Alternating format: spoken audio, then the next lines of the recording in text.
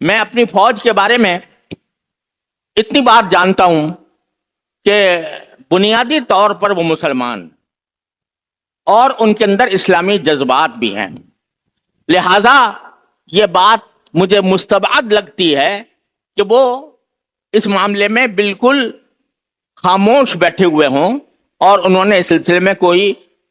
حکمت عملی تیار نہ کی ہو، اور مجھے امید ہے کہ انشاءاللہ وہ حکمت عملی تیار کی ہوگی، خدا کرے ایسا ہی ہو۔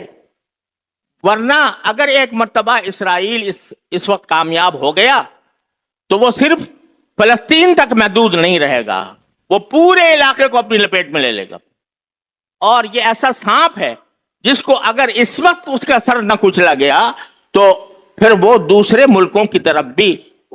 وہ آگے ڈسنے کے لیے آگے بڑھے گا۔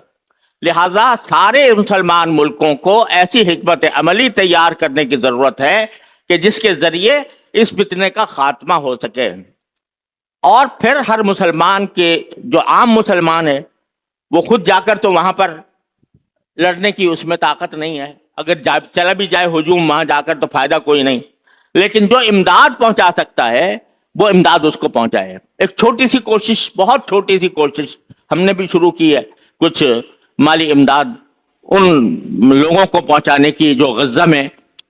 مصیبتوں کا شکار ہیں، اور الحمدللہ وہ پہنچ بھی رہی ہے، تو اس میں بھی ایک مسلمان حصہ لینا چاہیں تو لیں، اور ساتھ میں دعاؤں کا اہتمام کریں۔ اگر یہ سوچو کہ ہمارے اوپر بمباری ہو رہی ہو اور ہمارے بچے شہید ہو رہے ہوں، ہماری عورتیں شہید ہو رہی ہوں، تو کیا ہم چین سے بیٹھ جائیں گے؟ تو اس لیے دو کام جو بس میں ہے، جو امداد ہے وہ کر لی جائے، اور